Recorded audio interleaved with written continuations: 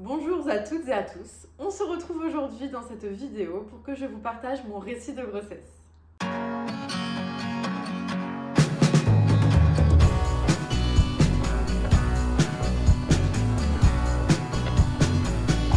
D'ores et déjà, avant de rentrer dans le vif du sujet, je vous informe que je compte faire une petite série de vidéos où je vais vous parler un petit peu de toute la maternité, et je dis bien maternité et pas parentalité.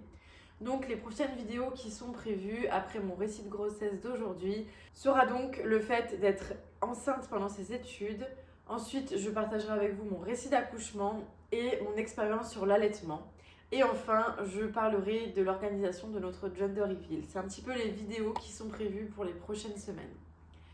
Je fais cette vidéo et cette série de vidéos pour deux raisons. La première est de faire un genre de capsule temporelle que ma fille, en l'occurrence, et peut-être mes prochains enfants auront la possibilité de regarder des années après. Et je pense que c'est super intéressant d'avoir en fait le point de vue de sa maman sur comment elle a vécu la grossesse, comment elle a vécu l'accouchement, comment s'est passé les premiers temps avec bébé, etc. Pour ma part, lorsque j'étais enceinte, j'aurais bien aimé avoir plus d'informations concernant la grossesse qu'a eu ma mère me concernant, ou concernant du coup ma grande sœur. Elle m'a pu me donner un petit peu quelques informations. J'avoue que j'ai pas forcément trop creusé non plus, mais franchement, si une vidéo de la sorte avait existé, j'aurais été ravie. Et la seconde raison du coup pour laquelle je fais cette série de vidéos, ça va être de rassurer les futures mamans, peut-être d'échanger avec les mamans qui le sont déjà, de rassurer aussi mon entourage, mes copines, et partager avec toutes les personnes qui tomberont sur cette vidéo mon expérience dans la maternité. Sans plus tarder, on va pouvoir commencer tout de suite. Alors pour vous remettre un petit peu dans le contexte du moment dans lequel je suis tombée enceinte, j'étais en 4e année de mes études et plus précisément en master RH.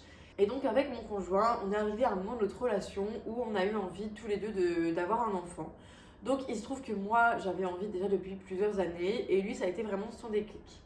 Donc c'est vrai que si on entendait le schéma classique, c'était pas forcément le moment idéal pour avoir un enfant parce que en effet j'étais en études, mais c'était notre envie du moment et j'estime que c'est complètement compatible à n'importe quel moment de votre vie si vous êtes prêt, si vous avez un minimum de situation et le plus important pour moi, l'envie.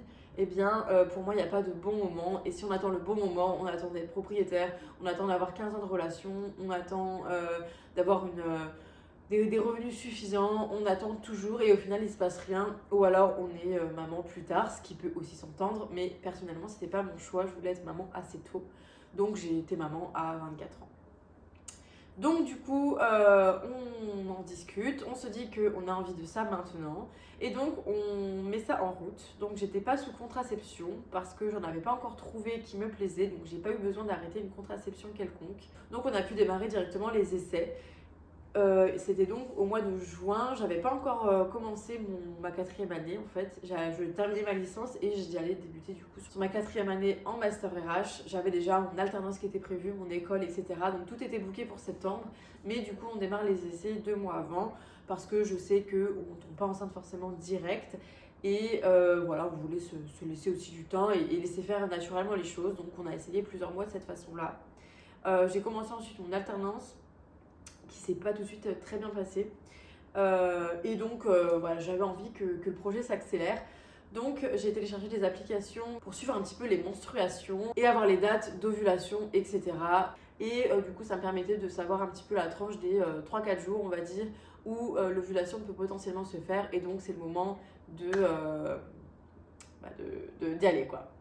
Donc du coup voilà et au final les mois se passent et des tests de grossesse après des tests de grossesse négatifs, des règles qui reviennent, etc. Donc bon, rien d'alarmant, je me renseigne, la moyenne c'est environ 6 mois pour tomber enceinte, donc on était encore dans les temps. Et c'est justement au 6e mois, donc fin décembre, que la petite graine est plantée. Et je la prends du coup assez rapidement, c'est-à-dire 3 semaines après. Et la date officielle de fécondité a été le 27 décembre et je l'ai appris le 15 janvier. Donc c'était quand même très rapidement après. Donc je vais vous raconter la façon dont je l'ai appris. J'avais un léger retard de règles, j'ai toujours été très réglée moi, donc vraiment c'est à des jours très précis. Mais là en l'occurrence ça se faisait un petit peu attendre, mais bon je voulais pas non plus tout de suite m'emballer parce que ça faisait déjà 6 mois qu'on essayait. J'étais pas encore dans une déception parce qu'on rentrait encore dans la moyenne et ça faisait pas non plus 12 mois, mais voilà, donc je m'emballe pas trop et je voulais vraiment garder le moment du test de grossesse le week-end pour qu'on soit tous les deux à la maison avec mon chéri parce qu'il est conseillé de faire un test de grossesse le matin à jeun. Donc du coup, j'attends la fin de semaine. Bref, cette semaine se passe et donc le samedi matin, je me lève vers 6 h je crois. J'avais envie d'aller aux toilettes tout simplement. Et je me dis, bon, bah, je vais le faire, c'est mon urine du matin. Je pouvais pas attendre d'y aller plus tard. Je me dis, tant pis, je vais le faire à 6 h, même si mon chéri dormait. Donc je vais dans les toilettes, je fais mon petit test toute seule et s'affiche les 2 barres. Donc là, je sais pas trop comment réagir. Je suis juste hyper contente, mais à la fois, 6 h du matin, j'ai à peine de me réveiller et tout, c'est un peu confus. Et confus, c'est le mot, ça l'a été pour mon chéri. Donc du coup, je me dirige dans la chambre avec le test de grossesse. Je le secoue un petit peu, je le réveille et je lui donne le test de grossesse. Et il le regarde comme ça, donc à moitié dans la pénombre, et il retombe comme ça, il se rendort. Donc là, je me dis, bon, je crois qu'il a pas bien compris, donc bon, c'est pas grave, je me dis, il comprendra plus tard. Donc je laisse se recoucher, je vais dans le salon avec mon test de grossesse dans la main, je m'assois sur le canapé, et là, je commence à avoir des larmes qui arrivent, à la fois des larmes de joie, parce que c'était un truc qu'on attendait depuis plusieurs mois, mais aussi des larmes de tristesse, de par la réaction de mon chéri qui était genre juste comme si je lui avais dit j'en allais aux toilettes quoi. Donc vraiment voilà. Mais je pense que lui il a fallu le temps en fait quand il s'est réveillé de réaliser. Et à peine quelques larmes coulent et là il me rejoint dans le salon tout de suite. Et donc là il a commencé en fait à comprendre je pense. Et du coup voilà on était très contents. Et on se dit ni une ni deux, dès le matin, dès que le laboratoire d'analyse ouvre, et ben on va faire la prise de sang pour confirmer tout ça parce que c'est vrai qu'un test de grossesse c'est pas forcément si fiable que ça. Donc voilà, on voulait vraiment être précautionneux et pas sauter de joie trop vite. Et ça a été un peu le cas tout au long du premier trimestre en fait, de vraiment rester, on sait jamais, voilà. Donc du coup, eh bien, on se rend au laboratoire d'analyse, je fais ma prise de sang, je demande quand est-ce que les résultats arriveront et on me dit soit en fin de journée, soit lundi. Donc je croise les doigts pour que ça arrive dans la journée parce que lundi ça me paraissait trop loin. Et là je reçois le mail du laboratoire d'analyse en début d'après-midi, donc il était 14 h et quelques, qui me dit, qui confirme du coup ma grossesse. Donc voilà, super content là pour le coup. Donc je vais lui annoncer aussi et là on commence à regarder sur internet un petit peu comment va se passer la grossesse, etc. Parce que jusqu'à présent, on avait la volonté d'avoir un enfant, mais on voulait vraiment se renseigner en fait au fur et à mesure. Et on n'avait pas eu tous les deux des exemples proches de nous, ni des amis, ni dans la famille, de personnes qui avaient vécu une grossesse. Donc on était vraiment précurseurs dans ce domaine, on connaissait pas grand-chose et on voulait vraiment se réserver le droit d'apprendre au fur et à mesure. Et je décide de prendre rapidement rendez-vous avec ma médecin généraliste pour lui annoncer la nouvelle et pour qu'elle me donne un petit peu pareil des conseils sur les prochains bilans de santé que je vais devoir faire, quelles sont les dates, etc. Bref. Et donc du coup, je me rends à son cabinet. C'est ma médecin traitante, elle est toujours, c'est la pédiatre de ma fille aujourd'hui. Mais voilà, elle a eu une réaction qui a été un peu particulière. Donc en fait, je lui annonce ma grossesse et je pense que je l'ai annoncée sans trop d'enthousiasme parce que je voulais pas justement déborder de bonheur parce que j'avais trop peur que ça s'arrête. Donc je voulais vraiment rester les pieds sur terre et ne pas trop m'emballer trop vite. Et donc je lui dis, je suis enceinte et tout ça. Et elle me dit, aïe, et alors? Et là, moi, je me sens un peu, non, tout va bien, genre, c'est une bonne nouvelle, mais bon. Je pense que je l'ai un peu dit d'une façon qui devait pas la mettre dans un mood de bonne nouvelle, je sais pas. Et donc, elle me dit à la suite de ça qu'il faut pas que je m'emballe trop vite parce que il y a beaucoup de grossesses en fait qui n'arrivent pas à terme. Et je sais plus le chiffre qu'elle me dit et le vrai chiffre, mais je crois que c'est un tiers des grossesses ou un quart des grossesses, quelque chose comme ça.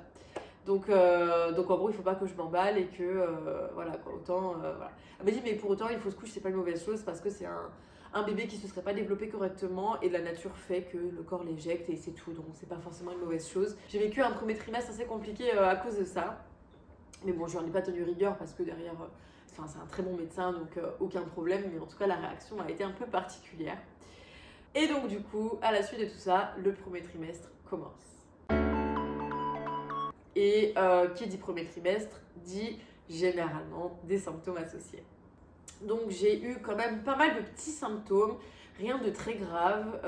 J'ai eu une grossesse dans l'ensemble qui s'est très bien déroulée, sans aucune pathologie, sans aucun problème de santé. Donc franchement, c'est une chance, j'en suis consciente. Mais du coup, quand même, les petits symptômes pas très sympas. Donc rapidement, j'ai eu des nausées assez fréquentes. Et donc, ce que je faisais pour combler mes nausées, parce que je me suis rendu compte qu'elles arrivaient vraiment quand j'avais le ventre vide. Du coup, je partais jamais sans nourriture. Et il fallait toujours que je mange un ou deux gâteaux, par exemple à 10h ou à 14, 15h, enfin voilà, en fonction de comment je digérais, parce que je n'avais pas beaucoup d'appétit, donc je ne mangeais pas énormément. Mais résultat, dès que j'avais le ventre trop vide, en fait, j'avais toujours envie de vomir. Et sauf que j'avais pas envie de manger grand chose, donc je prenais des petits paquets de biscuits et je crois que j'avais pas mal des Kinder Maxi aussi.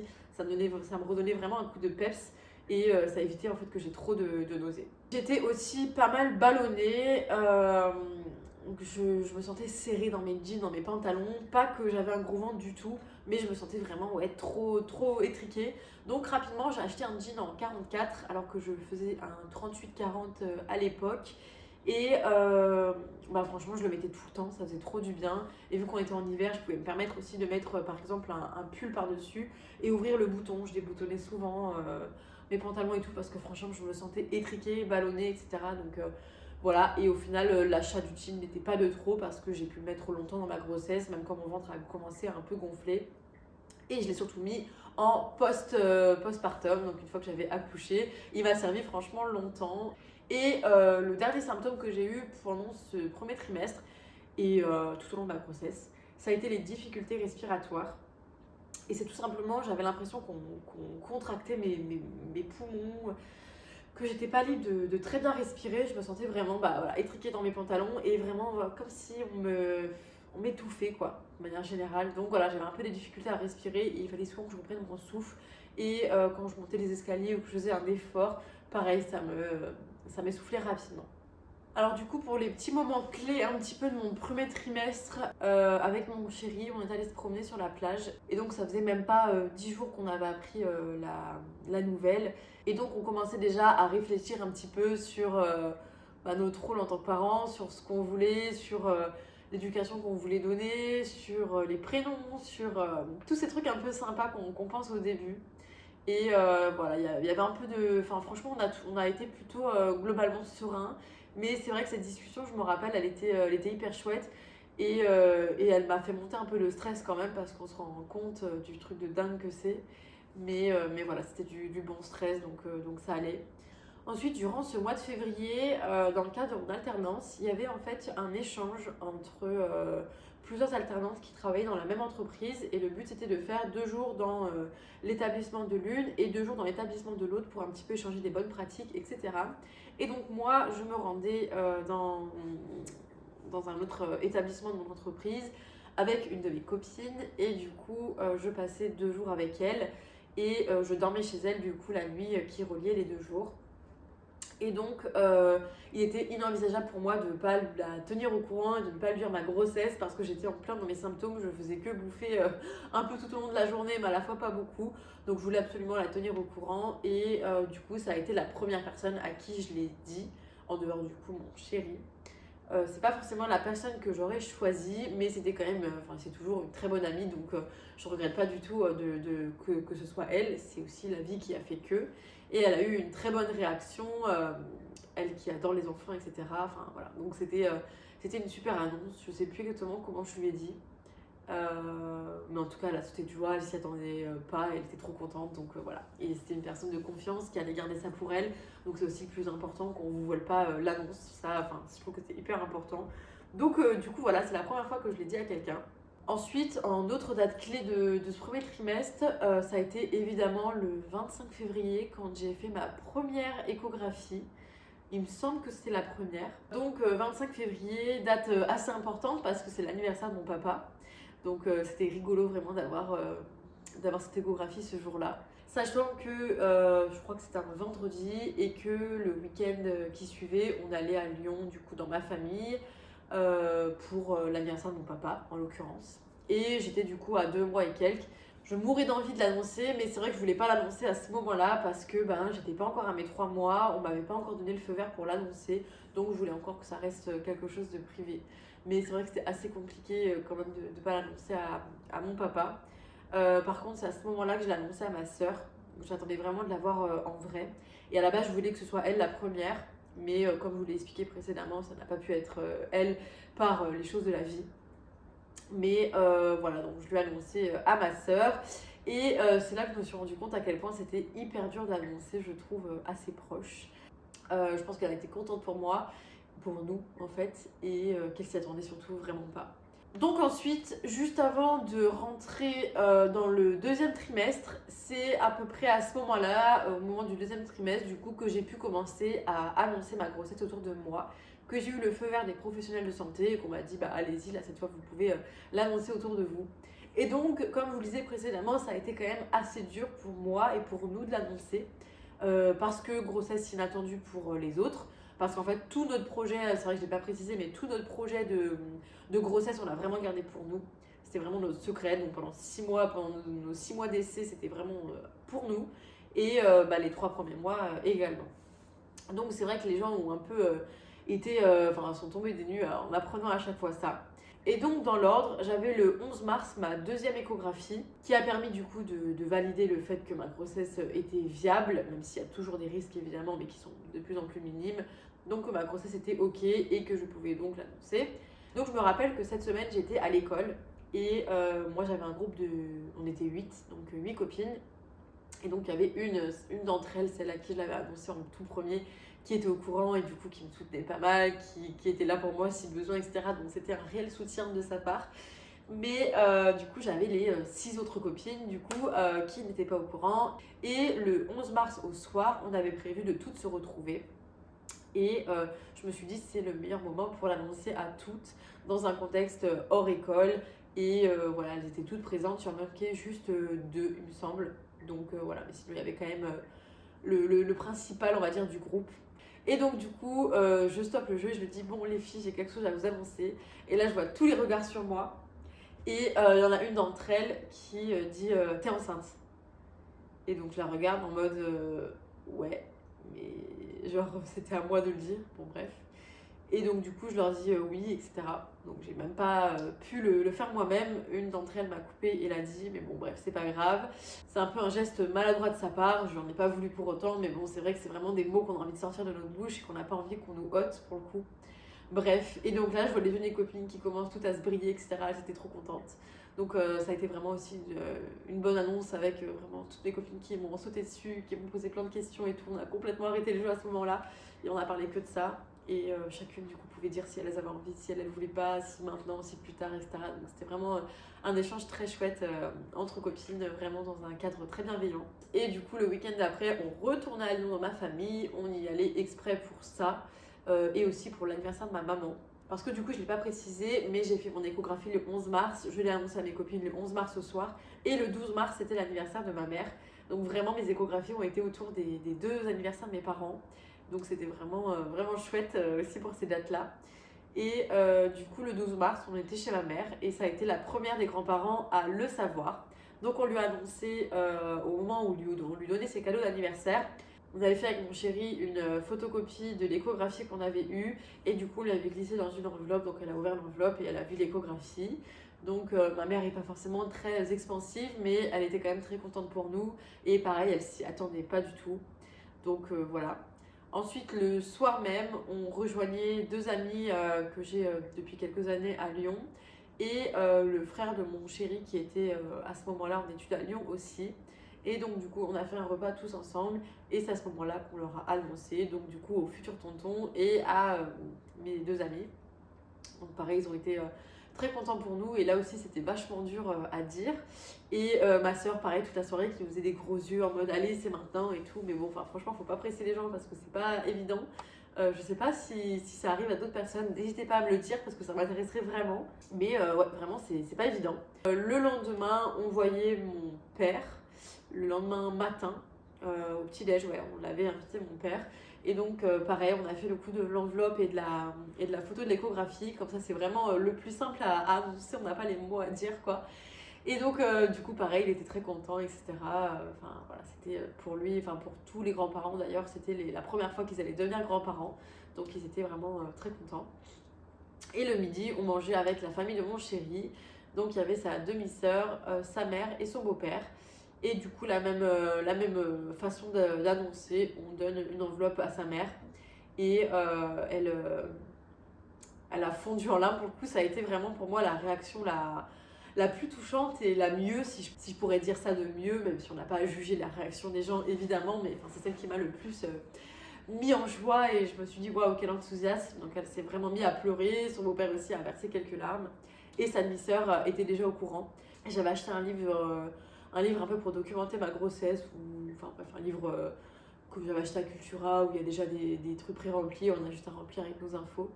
Et en fait, j'avais mis dans la chambre d'amis et il se trouve qu'elle était tombée dessus au tout début de ma grossesse. Genre vraiment, ça faisait peut-être 3-4 semaines que j'étais au courant. Enfin, on était vraiment au début et donc elle le savait déjà quoi. Mais bon, elle était contente aussi forcément de l'apprendre de manière officielle.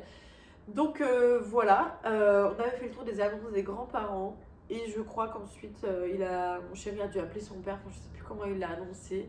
Mais c'est vraiment dans le même week-end où on a voulu que tous les grands-parents soient au courant en même temps. Donc on rentre dans le deuxième trimestre qui a été le plus chargé pour moi.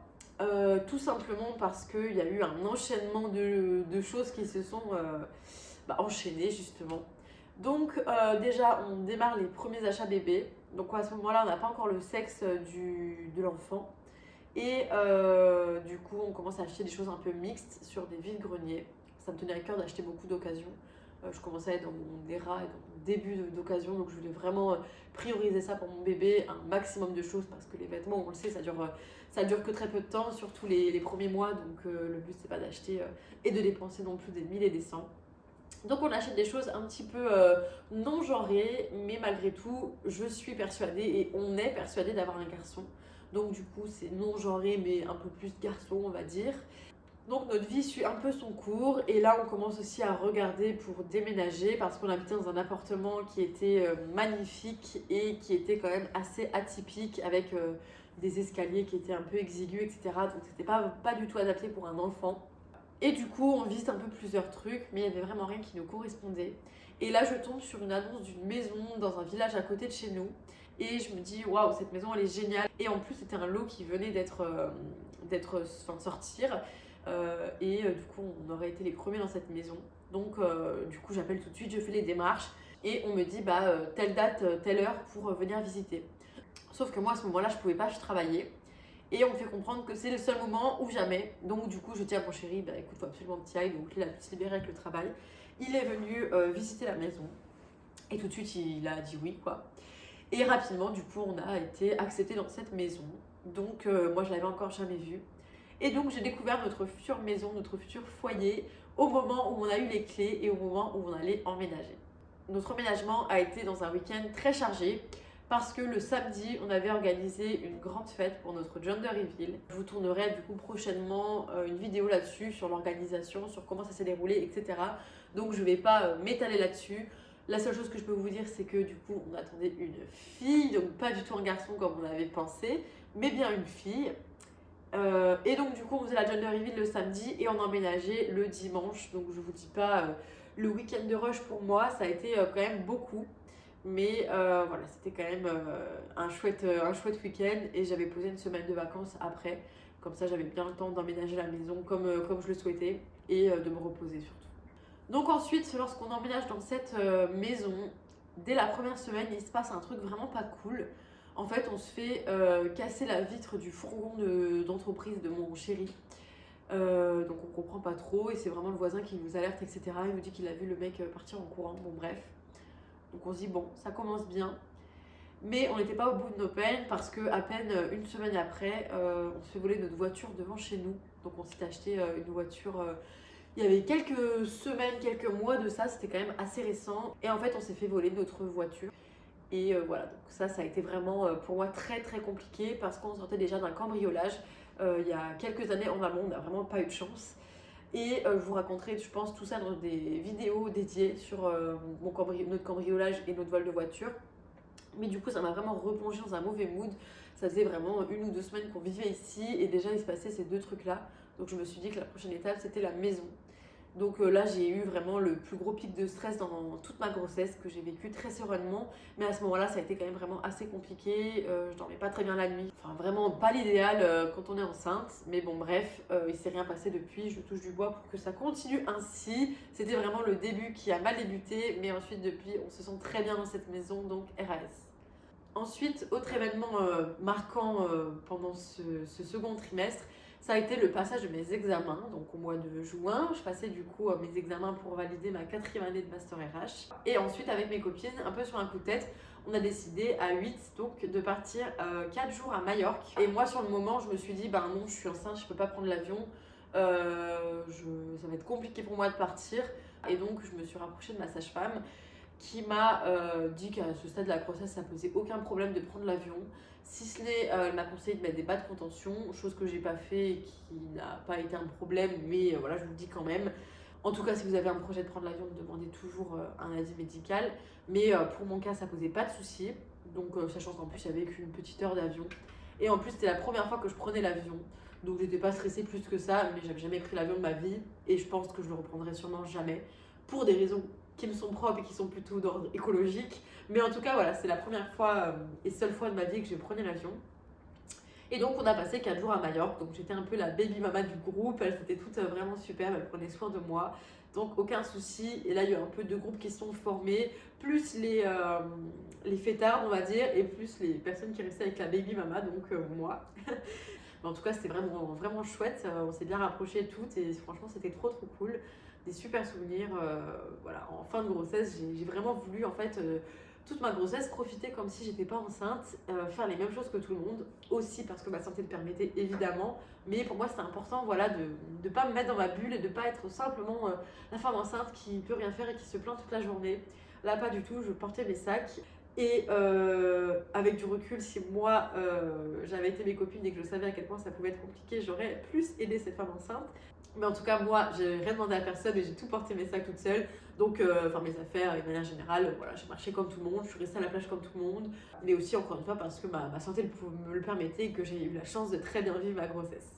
Et enfin, pour clôturer ce second trimestre, au niveau de mes symptômes, il y a eu vraiment, j'ai pu revivre ce trimestre parce que j'ai eu beaucoup moins de symptômes. J'avais toujours la sensation par contre d'étouffer et d'avoir du mal à respirer, ça oui.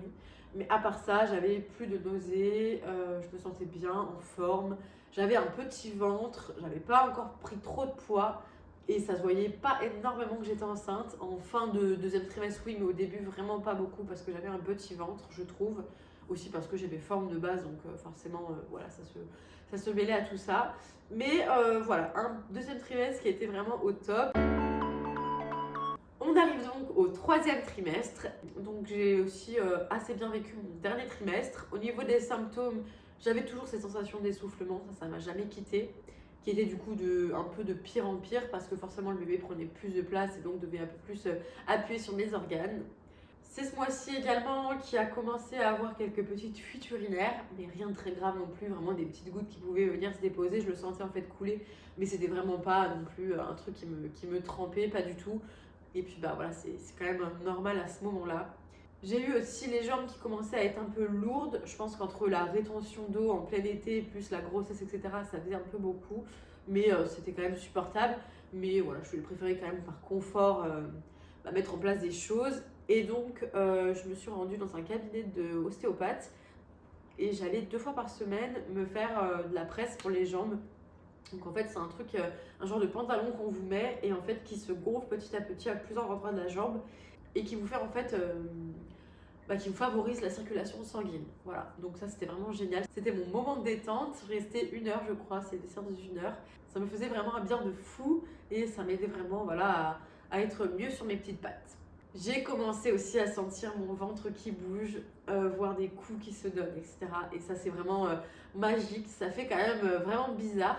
Mais ouais, c'est hyper...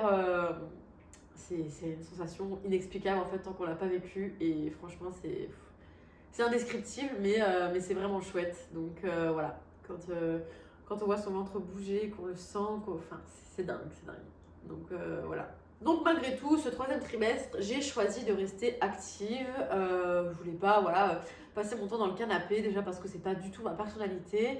Et que voilà, j'avais aussi la possibilité, encore une fois, au vu de la santé, de pouvoir bouger, etc. Donc voilà, c'est aussi une chance et j'en suis consciente. Mais j'ai saisi cette chance pour rester active, donc faire du ménage, du rangement. On a bien avancé aussi sur la chambre de bébé, on a fait de la peinture, on a décoré sa chambre, on a fini d'acheter tout ce qui nous manquait, etc. etc.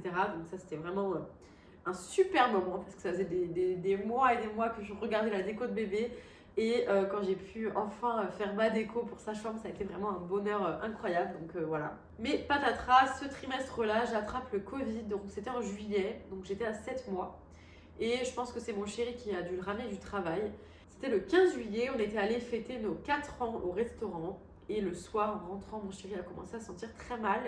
Et il a passé vraiment 2 jours très, très mal. Et donc on est allé faire un test de Covid, ce qui était de rigueur un peu à ce moment-là. Et il était du coup positif. Donc là, j'ai fait très attention, je me suis éloignée de lui, j'ai désinfecté toute la maison, tout ce que je pouvais. Mais trop tard, j'étais déjà atteinte. Et donc, moi, ça m'a vraiment mis KO pour le coup. Je suis restée 2 semaines allongée dans le canapé. Pourquoi le canapé? Parce que c'était en bas qu'on avait la clim. Donc, c'est vrai que l'été, on n'a pas trop dormi en haut. Mais vraiment, ouais, je suis restée allongée 2 semaines sur le canapé et on a pu du coup suivre toute l'avancée du Tour de France, donc c'était vraiment chouette. Je connaissais pas du tout le domaine du cyclisme, mais j'avoue que j'ai découvert et j'ai presque aimé finalement. Il faut savoir que j'avais jamais eu le Covid, donc c'est une première et c'est vrai qu'enceinte forcément c'est un peu plus hard, sachant qu'en plus j'étais pas vaccinée par choix. Donc voilà. Et ensuite, j'ai profité de ce dernier trimestre où je commençais à être en congé maternité pour me baigner parce qu'il faisait chaud. Donc, on avait installé une petite piscine dans notre jardin. Donc, j'ai pu un peu me baigner, me prélasser. Je ne suis pas trop allée à la mer. Pourtant, on habite à moins d'une demi-heure de la mer. Mais bon, j'ai pas pris ce temps-là. J'y suis allée quelques fois quand même, mais bon, pas plus que ça. J'ai vraiment pris voilà, du temps pour moi. Je me suis dit que c'était mes derniers moments où j'allais être seule. Donc voilà, je voulais vraiment prendre ce temps pour moi. On a pris également un dernier week-end tous les deux en amoureux que j'avais réservé dans une roulotte à 1 heure à peu près d'ici. Et c'était vraiment chouette. Voilà, on n'était pas dans le truc hyper romantique que peut apporter la roulotte parce que j'étais un peu au bout de ma life. Mais voilà, on a quand même bien profité. On s'est promené après dans la ville. On était vers Sommières, dans le Gard pour ceux qui connaissent. Et voilà, on s'est fait aussi un petit resto sur là. Enfin, on a vraiment pris ce petit week-end en amoureux fin août parce qu'on savait que là, en mois de septembre, tout allait s'accélérer et que le bébé pouvait arriver d'un moment à l'autre. Et voilà, là, j'ai commencé à avoir un ventre tout beau, tout rond. Je me sentais trop bien enceinte. J'ai pris une vingtaine de kilos en tout, mais je me sentais hyper bien, je me sentais belle, je me sentais en forme et je me sentais hyper forte en fait d'avoir fabriqué cet enfant pendant ces 9 mois et de bientôt de donner la vie à ce bout de chou. Donc voilà, vraiment je me sentais hyper bien et je voulais immortaliser un petit peu le moment. Et donc je me suis organisé un petit shooting maison où j'ai pu photographier ces moments, ces derniers instants en fait de ce ventre bien, bien beau. Et je regrette un peu de ne pas avoir pris un shooting professionnel, même si les quelques photos que j'ai pu tirer sont assez jolies, mais c'est vrai qu'on n'est pas non plus sur de la qualité pro. Et je regrette un petit peu ça parce que c'est des moments qu'on vit une fois dans sa vie, surtout la première grossesse, elle est particulièrement, je pense, importante. Et voilà, j'aurais aimé un peu plus immortaliser ça. Mais voilà, c'est un petit regret, donc si je peux vous conseiller, si jamais vous êtes enceinte, n'ayez pas ce regret. Et si pour vous les photos, etc., c'est important, lésinez pas sur les moyens, même si je sais que ça coûte très cher le shooting photo. C'est pour cette raison d'ailleurs que j'en avais pas pris à ce moment-là. Mais voilà. Donc si je peux résumer un petit peu ma grossesse, si ça peut vous rassurer ou autre, dans mon cas, j'ai eu la chance d'avoir une grossesse qui s'est très très bien passée. J'ai eu aucun problème, aucune contre-indication, aucune pathologie. Vraiment, ça a été au top. J'ai vraiment voulu avoir une grossesse active. J'ai passé du coup mes examens de 4e année. J'ai jamais arrêté de bouger, de faire ce que j'avais à faire. Pour moi, ça me tenait vraiment à cœur, c'était important. On continue comme si de rien n'était quelque part. Parce qu'en soi, c'est certes un énorme chamboulement, mais à la fois, il faut continuer à vivre sa vie. Et moi, j'ai vraiment voulu vivre toute ma grossesse au jour le jour, profiter de chaque moment. Et c'est aussi pour ça que avec mon chéri, on a voulu mettre en place, j'ai voulu mettre en place en fait, c'était plutôt une contrainte pour lui, mais bon bref, une photo mensuelle pour voir un petit peu l'évolution du ventre. Et donc on s'habillait tous les mois pareil, avec un haut blanc, un bas noir.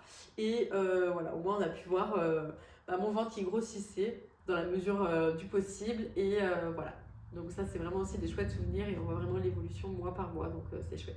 Et d'ailleurs j'ai eu la chance d'avoir un compagnon de route, c'est-à-dire mon chéri qui a été formidable de A à Z.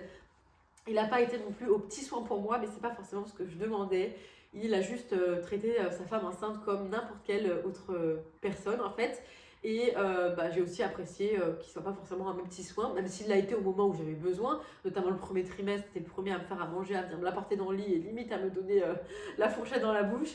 Donc voilà, il a fait vraiment ce qu'il a fait, il est resté lui-même et voilà, c'est vraiment pour moi, et c'est un peu une leçon que je peux tirer de cette grossesse et encore plus derrière aussi, et que je dis à toutes mes copines, c'est vraiment choisissez bien le père de vos enfants, même si on ne connaît jamais les gens et voilà. Mais en tout cas, faites au mieux et ne vous lancez pas à corps perdu dans une grossesse avec quelqu'un où vous n'êtes pas sûr de lui. C'est hyper important d'être, de vivre ça à deux, d'avoir du soutien et tout, c'est vraiment hyper important. Donc voilà, si je peux vous donner un conseil un petit peu pour finaliser cette vidéo, ce sera celui-ci. Entourez-vous bien et vraiment surtout votre moitié, elle doit être d'un soutien sans faille. En tout cas, ça fait un bon moment que je parle. J'espère que cette vidéo n'aura pas été trop longue. En tout cas, qu'elle aura pu vous plaire, vous servir. Je vous souhaite tout le bonheur du monde si vous êtes en train d'attendre un enfant. Ou bien si vous l'avez déjà eu, si c'est une deuxième grossesse, bon, peu importe. Si vous avez peur de la grossesse, etc., peur de l'accouchement. Moi, dans mon expérience, j'ai la chance que tout s'est très bien passé, même si évidemment il y a quelques difficultés.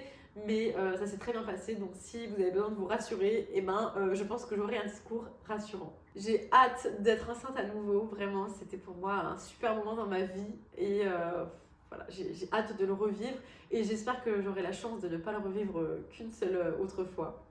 N'hésitez pas à votre tour à me dire un petit peu comment vos grossesses se sont passées en commentaire ou en message privé sur Instagram. Je serais hyper contente d'échanger autour de ces sujets-là avec vous.